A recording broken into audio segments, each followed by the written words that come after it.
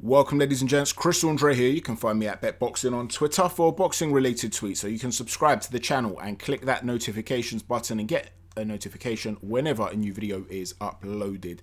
As promised, I'll be doing more prospect watch videos now that, there's not much boxing going on. And I want to talk about a very popular fighter because I've been asked a lot about him, an awful lot about him. A very popular fighter based out of the UK now. Florian Marku. Marku is an Albanian fighter, very, very popular, like I said. Let's talk about the pros, then we'll talk about the cons, because that's what we always do here. And then we'll talk about, what he has to do if he's really going to kick on to that next level and really push on if he's able to do so. At the moment, he's a domestic level fighter. He's got a background in kickboxing. He's a very broad upper body fighter. He's almost top heavy in that regard. Very passionate. You could see his game. He loves to fight. You could see that in the way he speaks. You could see that in his style of fighting. He's very heavy-handed. He seems like a very heavy-handed fighter. He varies attacks very, very well when he gets an opponent back up against the ropes. So what I mean by that is that he loves the left hook to the body, right uppercut combination, but he'll throw left hook to the body, right uppercut, left hook to the body, right hook to the body. Sometimes he'll often start the attack with a shot to the body. He'll dip, land to the body, and then go from there. And he's blatantly been watching Canelo. I can tell from certain things he does. At one point in his last fight against Stewart, he even threw the right hand up, just like Canelo did against Callum Smith, like he's done many times before, threw the right hand up in the air and came through the middle with an uppercut. So you could see that he follows Canelo an awful lot. And it's not just that. There are other things he tries to do as well, which are Canelo-esque. He'll try and walk you down sometimes with a high guard, try and get you into a position for shots. He doesn't jab like Canelo, though. Okay, we'll get to that in a minute. He's got some decent upper body movement in the center of the ring as well. He likes to duck and lean back. Again, things he's watched from Canelo. And he's also capable of switch hitting. He's got a massive Albanian following behind him. So this is a guy that's a ticket seller as well. And, he's been calling out Conor Benn, among others, Chris Congo, and so on and so forth. So it's a guy with a lot of ambition. You could see he's not looking to duck anyone. He wants to fight the best. He was considered to have drawn in his last fight. I have to say that was a terrible decision. He won the fight. He got knocked down in round 2, but he did slow down. It was a closer fight than maybe he realizes or his fans would like to admit, but he did win the fight. And, he was furious afterwards. But let's talk about the cons, okay? Because obviously, like we said, we're looking to always... The way I look at a fighter, there's no such thing as the perfect fighter. You could find me the best fighters of all time. You could put Floyd Mayweather here, Muhammad Ali, Sugar Ray Robinson, whoever you want. Put them in front of me. The way I think, the way my brain works is like an engineer, I guess, when it comes to boxing. I want to know why what happens. What is going on? Why is it happening? And the way I'm thinking when I'm analysing is, right, how do I beat this fighter? What is the way that you beat this fighter? You might not have the capability of beating him yourself, but how do you go about beating him? Where are the weaknesses? So straight off the bat, I'm not looking at strengths and thinking, these are all the strengths. Straight off the bat, I'm looking at, right, this is not perfect. This is not perfect. This is not perfect. Okay, so this is how I generally tend to analyse. Now, one of the things, like I said, he doesn't jab enough. He doesn't jab like Canelo Alvarez. And he likes to launch himself into shots. And he'll do so by leaning onto that lead foot. So there's a bit of a tell there, okay? He'll lean onto that left foot.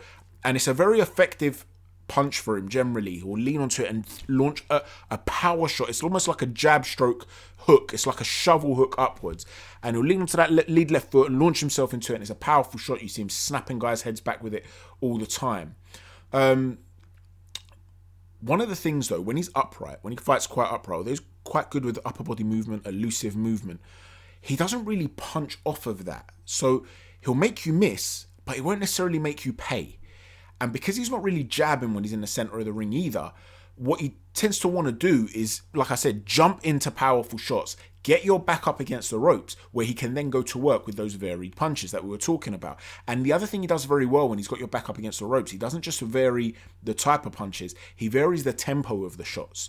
So, he'll do some pit-pat stuff to distract you, engage the gloves up top so that you're focused there. Then he'll come downstairs, bang with a hook the other side. He'll engage your hands so that you don't know what's coming. Amir Khan was very good at that.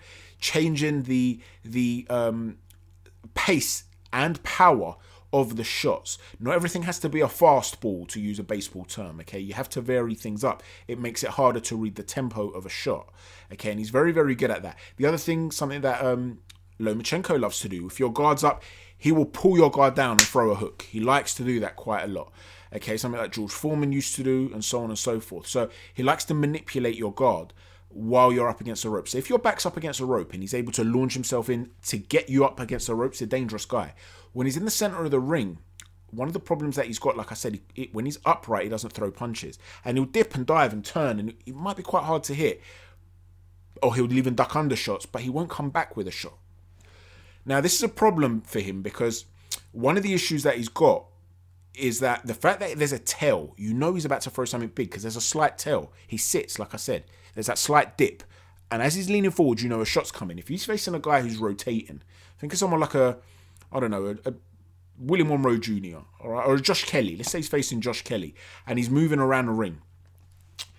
Marku might struggle to constantly have to reset. He'll have to constantly find his feet, reset, look for that plant to launch himself into shots because he's not the sort of guy that will have a stand-up sort of boxing match with you. He's looking to take your head off with every shot, at least with the first shot. Then when your back's up against the ropes, that's when he gets more creative with varying the power. But initially, when he's looking to engage, it's usually looking to engage with a big shot. So although there's some good upper body movement there, he rarely throws anything off of that. Okay. It might be that because he throws so many big shots, that upper body movement in the center of the ring is him trying to take a breather. So he's not looking to make you pay for missing. He's just looking to not get caught with too much. Now, I'm not sure that's the case because he has a herky-jerky style and that's quite energy zapping. And you saw it in the fight against Stewart, his last fight, the one that he drew. You could see that his energy levels were zapping as the fight went on. It was an 8-round fight.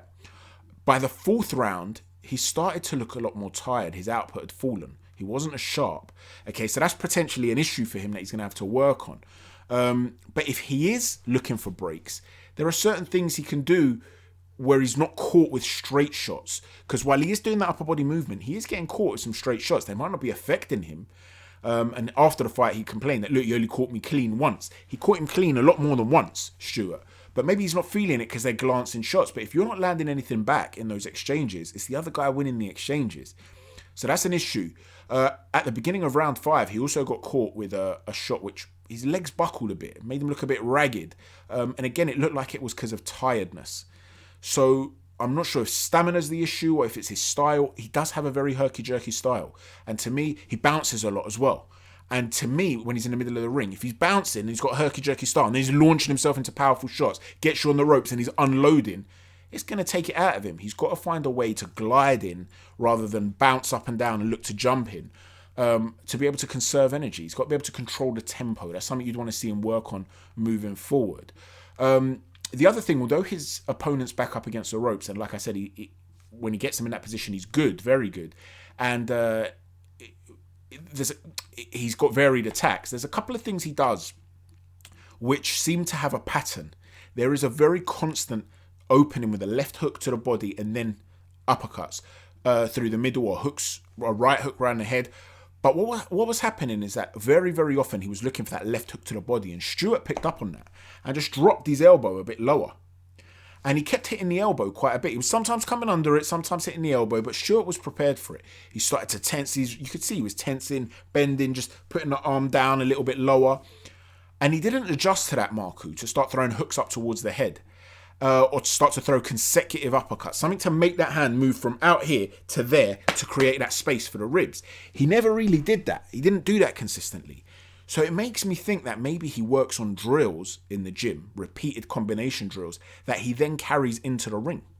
So what I'd like to see him do is start to really think about what he's doing and, not get involved in what the people are thinking. When he fought Broadbent, for instance, Broadbent was trash talking a little bit in the ring and he was talking to him back. When he got caught against Stewart on a couple of occasions, he smiled. Don't worry about the fans. Don't worry about your opponent. Don't worry about... Focus on how to deconstruct him. Make the adjustments. Think about what's going on. Where are you landing? Where are you not landing? Are you fighting in a specific pattern that he's picking up on? These are little things. I'd want to see him be a bit more creative. Against Broadbent, he wasn't cutting the ring off as effectively. He was more like following him around kind of thing. And he's improved that. against Stewart. You could see that, which is good. But one thing he did have, Broadbent did have some success in tying Marku up. The Broadbent fight was a while back now, a year ago, maybe a bit more. And he was tying him up quite a lot, because what would happen is when Marku launches himself forward, Broadbent would, as he's stepping backwards, come down and come back in and just hold him. Now, because he's moving forward and he's expecting the target to move back as well, sometimes it was moving back. When it was then moving forward, there was that clash, and he'd end up smothering his own work. You've got to find a way to have that forearm up. If a guy's going to want to do that to you as you're on your way in, come in with a type of guard which has the forearm ready. If he tries to come in, he's going to walk into your forearm, enables you to have that head control to then go to work, instead of letting him come in and get underhooks on you. Okay, he's got to find a way to maintain that space and don't get overly keen where a guy can sort of lure you into his wheelhouse to then be able to tie you up. So there's an awful lot there for him to work on, but there's also an awful lot there that's natural talent. He's got a kickboxing background. He's a very tough guy. He can punch. We know that for sure. He has improved since that Broadbent fight, like I said. So we're seeing improvements. There are still a couple of things, though, that I feel he needs to work on. The one other thing he does, which is a bit of a weakness, I guess you could say, a con to his style, when he's got you up against the ropes, that's where he wants to be. That's where he seems to be very good. There was more than one occasion where he would get Stewart up on the ropes, land a combination, left hook to the body, right hook to the body, left uppercut through the middle. Then he'd take a step back, and he'd let Stewart come off the ropes. Why? Stewart weren't looking to escape. He wasn't able to. That's where you're doing your best work. Is it because he was letting go of these big shots and he was starting to feel, a bit tired and he wanted to take a step back? If that's the case, he's going to have to figure out how to learn to pin arms, lean, get on the inside, pin his arm down. Just say he can't get off the ropes. You're lying on him, essentially. Go and watch Tony Bellew against Nathan Cleverly. Tony Bellew was the second fight. Bellew was very good at doing that sort of thing. But there are many other fighters you could watch too that are brilliant at that, of course. Learn how to lean on a guy, pin his arm. You might have a shoulder in the center line, pin one arm. Just lean on him, push him back, make him carry your weight while you're taking a breather. That way he can't escape. He can't take a step back. While you're doing that, have your lead foot on the outside of his lead foot, so you're cutting off one shoulder with one arm. You've got your one shoulder on the side of his shoulder, the other foot on the outside of his exit foot. He can't get away, and just lean on him. Okay, roll that wrist. Just wait. Have your hand on top of his wrist if you notice any movement and there's any, as though he's going to do something, he's going to throw a punch. When you feel that relief of pressure, shoot the shot. Until then, keep him tied up, get underhooks in if you have to, lean on him, do whatever it is you have to do so you don't have to work, but he doesn't escape from the ropes. Do enough so that the ref's not saying break, but keep him pinned there. Like I said, Bellew against Cleverly, second fight, very, very good example of that. Keep him there, pin him there, take your breather, but don't give up your area of expertise so easily. Don't land your 2 or 3 shots and then step back. Make him earn that. But apart from that, listen, he's an exciting fighter. I can see why a lot of people like to watch him. There's still some development there to do, but he's exciting. I'll be looking forward to watching these fights again in the future. Let me know what you think of Florian Marku. How high can this guy go? At this present moment in time, I've not seen enough to suggest he can go to world level, but he's got some great physical attributes. So if he can marry all these things together that we've spoken about and really improve as a fighter, who knows where he can go? I can't sit there and talk about a guy's potential. He might have great potential. But for now, he is a domestic level fighter, but a very exciting one, and he's got some really good physical attributes. Let me know what you think, guys. Thanks for watching. Chat to you soon. God bless.